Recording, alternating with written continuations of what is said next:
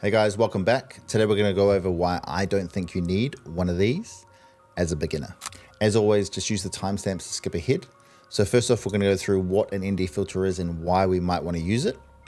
And then I'll go through my reasons why I don't think you need one as a beginner. So let's get into it. Now, full disclaimer, I use ND filters every single time that I shoot. Heck, I'm using one right now on my A7 IV.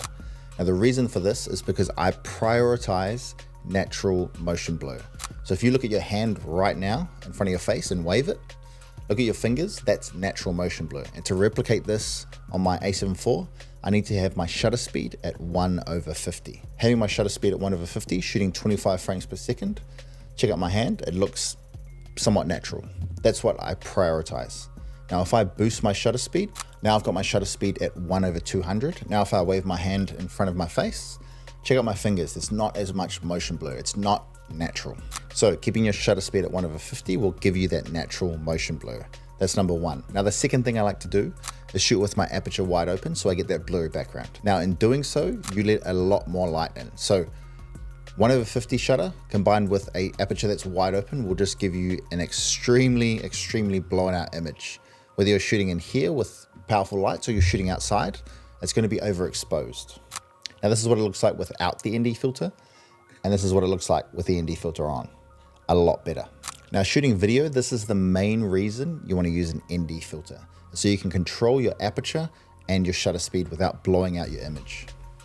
They're basically like sunglasses for your camera. Now this here, I've got the Polar Pro 2 to 5 stop, and on my camera, I've got the Polar Pro 6 to 9 stop. And these are variable ND filters. So if I twist them, they get darker. So it goes from 2 stops to 5 stops. Now, I actually wouldn't recommend these because, they're a little bit annoying. You have to have 2 of them. They're so expensive.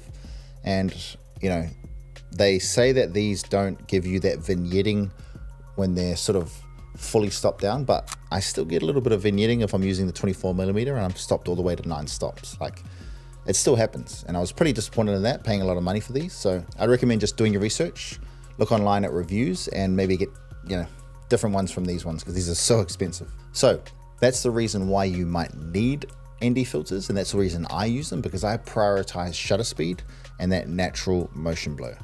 Now this is why I don't think you need them as a beginner. So I was shooting last year with the Lions boys. One of the boys there, Paddy, he's their photographer. He's trying to get into video. And I was talking to him in the sheds while I was editing some videos. And he was asking me about video. He was like, man, I want to get into video. And he was like, it's just so hard to expose.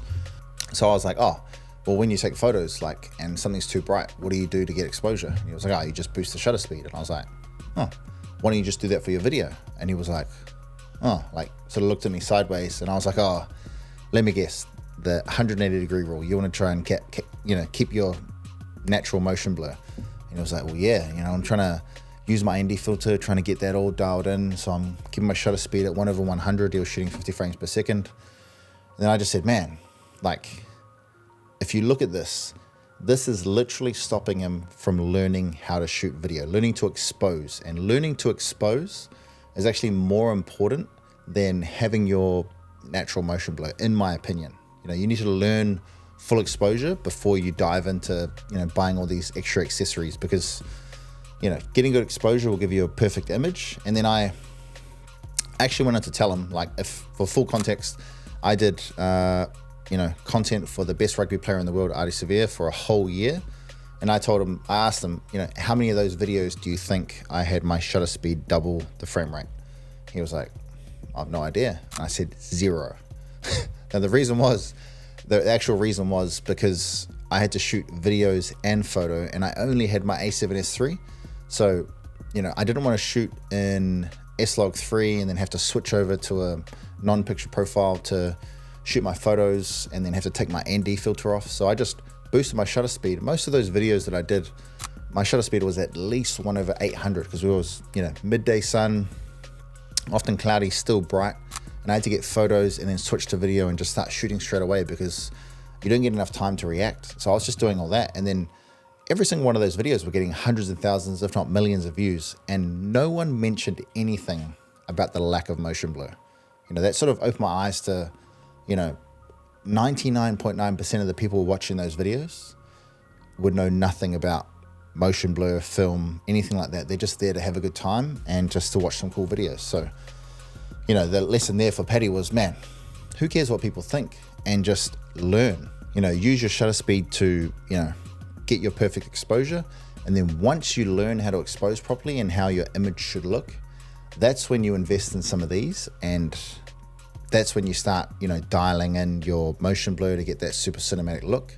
And it's not until like probably, you know, I've been shooting for about 5 years, and I honestly didn't prioritize motion blur until honestly probably started last year. Like, you know, I went full circle where I didn't care about motion blur, and then I just filmed this entire video at 25 frames per second, so no slow motion, all at 1/50, and it just looked so much different. And this just gave me another, you know, a new appreciation for just that film look. So yeah, anyway, that's my story. That's why I don't think you need these as a beginner. Don't worry about these too much. Just worry about learning, you know, the art of filming, exposure, learn about your white balance, colors, all that stuff first, and then you can invest in one of these because they're quite expensive anyway. But anyway, I'd love to know if you guys prioritize motion blur and what ND filters you guys use or recommend, because obviously these are expensive. Let me know in the comments. I'd love to see it. See you in the next one.